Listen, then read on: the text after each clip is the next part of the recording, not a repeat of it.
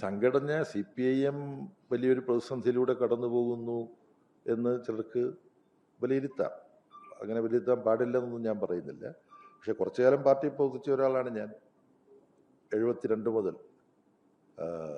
പാർട്ടിയുടെ ശക്തി കേന്ദ്രമായ കണ്ണൂരിലെ 3 സംസ്ഥാന സെക്രട്ടേറിയറ്റ് മെമ്പർമാർ MV രാഘവൻ, PV കുഞ്ഞിക്കണ്ണൻ, പുത്തലത്ത് നാരായണൻ, പിന്നെ അവിടെ നിന്ന് തന്നെ സ്റ്റേറ്റ് കമ്മിറ്റി മെമ്പറും രാജ്യസഭാംഗവുമായിരുന്ന രാജേട്ടൻ, ഇപ്പോഴും ഉണ്ട്, പാട്ടിൻ രാജൻ, ഞങ്ങളുടെയൊക്കെ നേതാവായിരുന്നു പാട്ടിൻ രാജൻ, മുൻ ലോക്സഭാംഗം CK ചക്രവാണി, CP മൂസാൻകുട്ടി, ഇങ്ങനെ ഒരു കൂട്ടം ആളുകൾ ഈ പാർട്ടിയിലെ അതിപ്രമുഖരായവർ ഈ പാർട്ടിയിൽ അവിശ്വാസം രേഖപ്പെടുത്തിക്കൊണ്ട് പുറത്തുപോയി.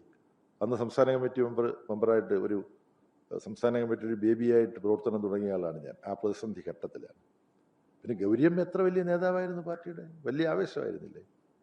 ആ ഗൗരിയമ്മ പാർട്ടിയുമായിട്ടുള്ള ബന്ധം വിച്ഛേദിച്ചു. പക്ഷെ ഇവരെല്ലാം പിന്നെ MV രാഘവനും ഗൗരിയമ്മയും എല്ലാം പിന്നെ പാർട്ടിയിലേക്ക് തിരിച്ചു വന്നു എന്നുള്ളതും വളരെ വലിയൊരു പാഠമാണ്. പാർട്ടിയുമായി ബന്ധപ്പെട്ട് പോകണം എന്നാണ് അവസാന കാലത്ത് അവരെല്ലാം ആഗ്രഹിച്ചത്. ഇപ്പം പാർട്ടി വിട്ടുപോയവർ ഇവരുമായി താരതമ്യപ്പെടുത്താൻ കഴിയുന്നവരല്ല. പക്ഷെ അവരും അധികം വൈകാതെ അവരുടെ തെറ്റ് മനസ്സിലാക്കും എന്നാണ് ഞാൻ പ്രതീക്ഷിക്കുന്നത്. ഇത് പാർട്ടിക്ക്, സംസ്ഥാന സെക്രട്ടറിക്കോ പാർട്ടിക്കാകെയോ ഒരു തരത്തിലുള്ള ഗൗരവമായ വെല്ലുവിളിയുമില്ല. പിന്നെ എൻ്റെ വീക്ഷണം എന്ന് പറഞ്ഞാൽ ഒരു പാർട്ടി അംഗം പാർട്ടിയിൽ നിന്ന് പോകുമ്പോഴും അതൊരു നഷ്ടമാണ്. പക്ഷേ ചിലർ പോകുമ്പോൾ നഷ്ടമല്ല, പാർട്ടി മൂല്യങ്ങൾ മുറുകെ പിടിക്കാൻ കഴിയാത്ത ചില ആളുകൾ പാർട്ടിയിൽ നിന്ന് പോകുമ്പോൾ പാർട്ടി രക്ഷപ്പെടുകയാണ് ചെയ്യുക. ഇവരുടെ കാര്യത്തിൽ ഞാൻ മറ്റ് വിലയിരുത്തലിലേക്കൊന്നും ഇപ്പോൾ പോകുന്നില്ല. ജി സുധാകരൻ സഖാവ് യഥാർത്ഥത്തിൽ പാർട്ടി ഉപേക്ഷിച്ച് കമ്മ്യൂണിസ്റ്റ് പാർട്ടിയുമായിട്ടുള്ള ബന്ധം വിച്ഛേദിച്ച് കോൺഗ്രസിന്റെ പാളയത്തിൽ പോയിരിക്കുകയല്ലേ. എത്ര വലിയൊരു തകർച്ചയാണ് അദ്ദേഹത്തിന്റെ വ്യക്തിത്വത്തിൽ ഉണ്ടായിരിക്കുന്നത്. അപ്പോൾ പാബ്ലോ നെരൂദ എന്ന് പറയുന്ന പ്രൊഫസനായ കവി, അദ്ദേഹം കമ്മ്യൂണിസ്റ്റ് പാർട്ടി അംഗമായിരുന്നു. അദ്ദേഹം എൻ്റെ പാർട്ടിക്ക് എന്ന് പറഞ്ഞൊരു കവിത എഴുതിയിട്ടുണ്ട്. അജ്ഞാതരായ മനുഷ്യരുമായി എനിക്ക് നീ സൗഹൃദം തന്നു എന്നാണ്. അപ്പം പാർട്ടി വിട്ടു പോകുന്നവരെല്ലാം ഓർക്കണം, അവരെല്ലാം ഇഷ്ടപ്പെട്ടിരുന്ന, അവരിൽ ആവേശം കൊണ്ടിരുന്ന ലക്ഷക്കണക്കിന് തൊഴിലാളികളും കർഷകരും ഒക്കെ അവരുമായിട്ടുള്ള ബന്ധം വിച്ഛേദിച്ചിട്ടാണ് കോൺഗ്രസിന്റെ പാളയത്തിലേക്ക് X ആണെങ്കിലും Y ആണെങ്കിലും പോകുന്നത്. അത് അവർക്കാണ് ഏറ്റവും വലിയ നഷ്ടമായി തീരുന്നത്. അപ്പം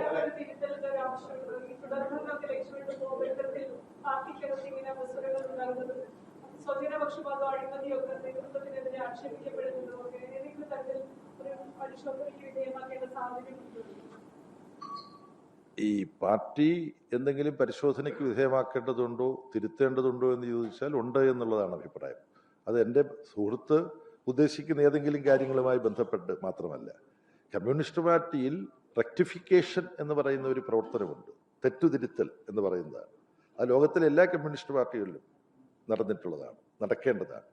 CPIM ആകട്ടെ കഴിഞ്ഞ പാർട്ടി കോൺഗ്രസ് തീരുമാനിച്ചിട്ടുണ്ട്, അടിയന്തരമായി പാർട്ടി കോൺഗ്രസ് തീരുമാനങ്ങൾ നടപ്പാക്കാനുള്ള നടപടികൾ കൈക്കൊള്ളുന്നതിൻ്റെ ഭാഗമായി തെറ്റുതിരുത്തൽ പ്രക്രിയ പാർട്ടിയിൽ തുടരേണ്ടതുണ്ട്. ആ തെറ്റുതിരുത്തൽ പ്രക്രിയ പാർട്ടിയിൽ തുടരേണ്ടതുണ്ട് എന്ന് അടിവരയിട്ട് ഓർമ്മിപ്പിക്കുന്നതാണ് അപ്രതീക്ഷിതമായി ഇങ്ങനെ ചില ആളുകൾ കമ്മ്യൂണിസ്റ്റ് പാർട്ടിയിൽ നിന്ന് വിട്ട് കോൺഗ്രസിന്റെ ചേരിയിലേക്ക് പോകാൻ തയ്യാറാകുന്നതുള്ള പ്രവണതകൾ. അപ്പോൾ ചില മൂല്യങ്ങൾ കമ്മ്യൂണിസ്റ്റുകാരെ പുലർത്തേണ്ടതുണ്ട് എന്ന വളരെ കൃത്യമായ ധാരണയാണ് കമ്മ്യൂണിസ്റ്റ് പാർട്ടിക്കുള്ളത്. അത്തരം മൂല്യങ്ങളിൽ ചില ശോഷണം അവിടെയും ഇവിടെയുമായി ഒറ്റപ്പെട്ട തോതിലാണെങ്കിൽ പോലും കമ്മ്യൂണിസ്റ്റ് പാർട്ടിയിലും പ്രത്യക്ഷപ്പെടുന്നില്ലേ എന്ന ചോദ്യം പ്രസക്തമാണ്.